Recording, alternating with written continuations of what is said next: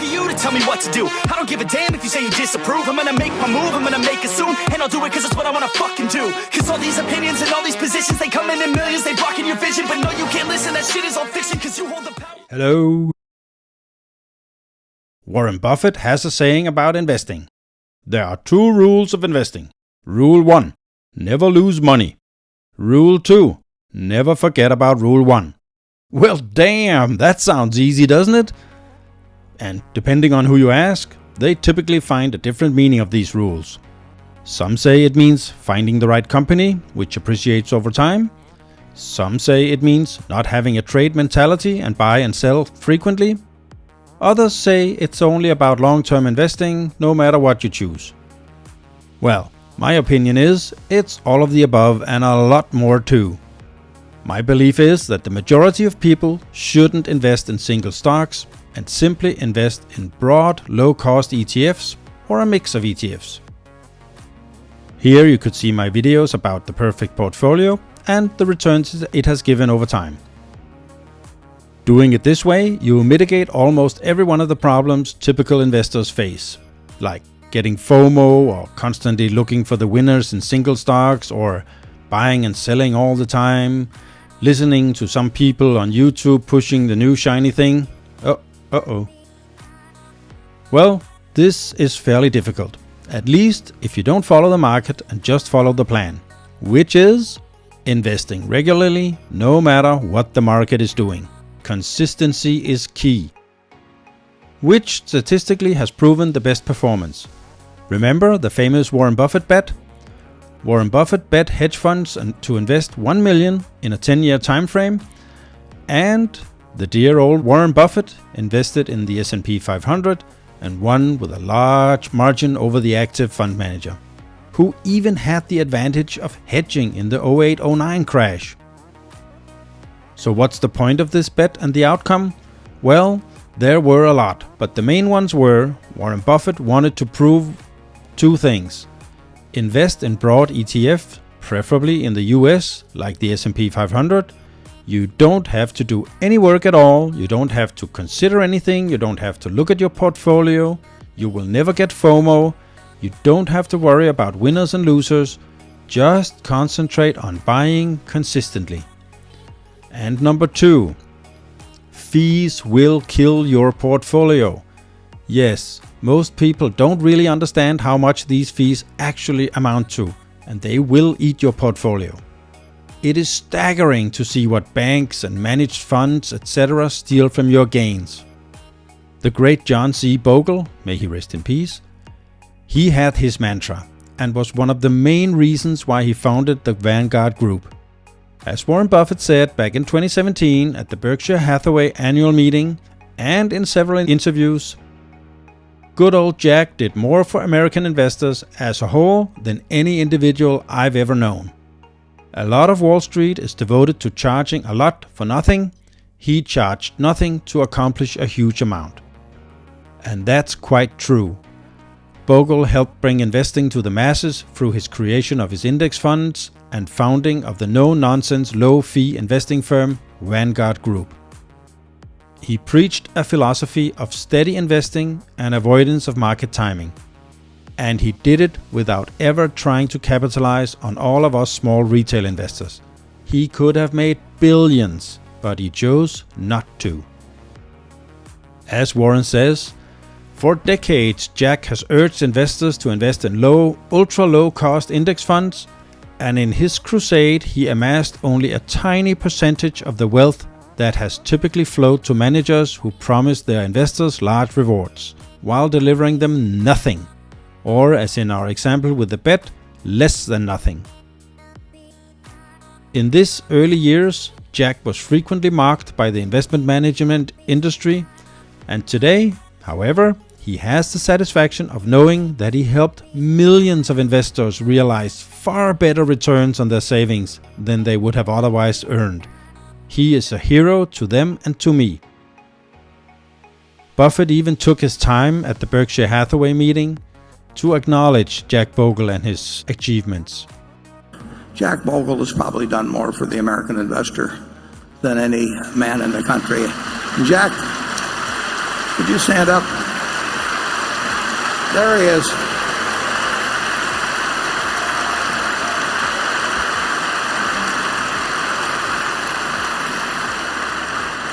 The truth is, it was not in the interest of the investment industry of Wall Street. It was not in their interest actually to have the development of an index fund, the index fund, because it brought down fees dramatically.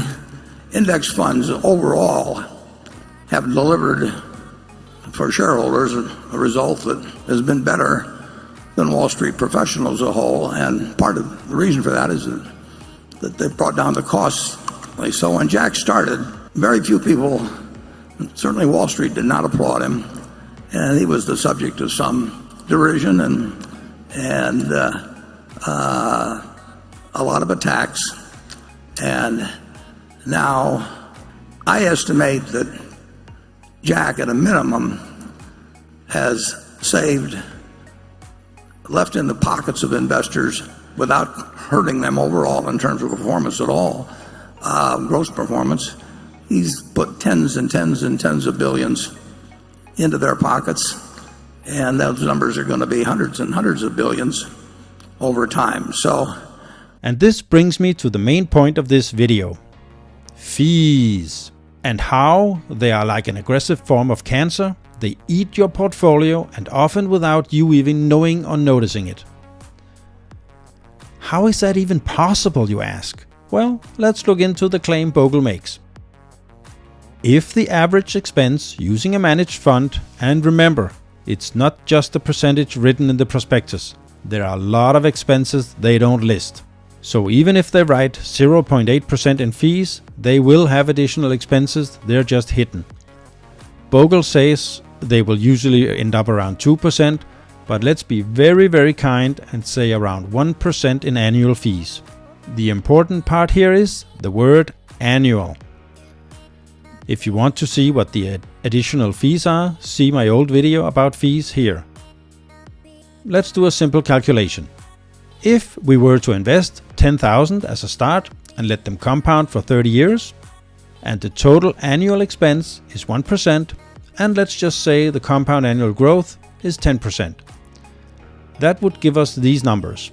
Our 10,000 would have become around $129,000. That's kind of okay.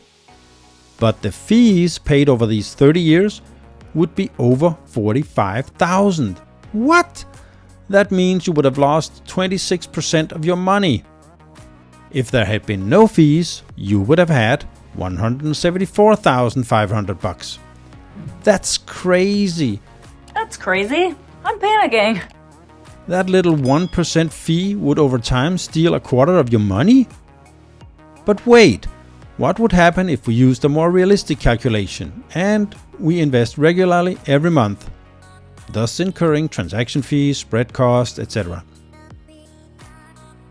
To simplify, I set a 0.5% fee on the amount we invest every month, and we still invest the 10,000 with a 10% annual gain, but we also invest 3,000 every year, and we do this for 30 years. We still use the 1% annual fee for the fund, bank, or whatever we use. The end result after 30 years would be... That's horrible! So Jack Bogle is actually right. Fees are the silent portfolio killer, and no matter how well or bad your portfolio does, the fees have to be paid. So the only real winner is the fund and the fund manager, or the bank if it's through a bank. He called this the relentless rules of humble arithmetic. Even if we used SPY, a low-cost ETF with a written fee of about 0.0948, SPY actually ends up with almost 0.14% fee. Over 40 years, we would lose a bit over 19,000. But here comes the real point, and why Warren Buffett admired Jack Bogle. Jack made it possible for any person to invest in the market using very low-cost ETFs. And if we, instead of SPY from Standard & Poor's, were to use Vanguard's VOO, which has an expense ratio of 0.03, which actually ends up being 0.035 after the other hidden expenses, we would have these results after 30 years. So even a low-cost ETF like SPY can actually be a worse choice than the corresponding ETF tracking the same index just from Vanguard, and especially over a lifetime. Here I must mention that the calculation is really not on the exact returns of these two ETFs. I just used 10% annual gains and the ETF expense ratio. In real life, VOO actually has a little bit better returns than SPY over time. So the 100% correct comparison would have been even better for VOO. And that's why I always use Vanguard's ETFs first, and only when they don't have an ETF covering the exact area I want, I will look elsewhere. That's also why my perfect portfolio is comprised of mainly Vanguard ETFs. Maybe see that video next. That portfolio is what I call a sure thing. And who doesn't want a sure thing? One thing that's 100% sure is, if you hit the like button, it will make me happy and help others see my videos.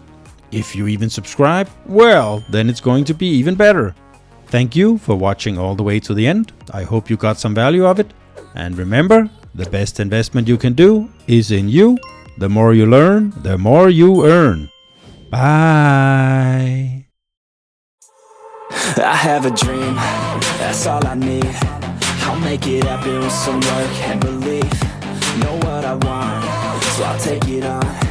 I've made mistakes, but mistakes make you strong. Let's break it down for a minute. I want the crown, I'm gon' get it. You hear me loud, man, I'm winning. Yeah, Charlie Sheen will be grinning. These ladies know that I'm sinning, and this is just the beginning. I'm closing in the ninth inning, there ain't no point in resisting.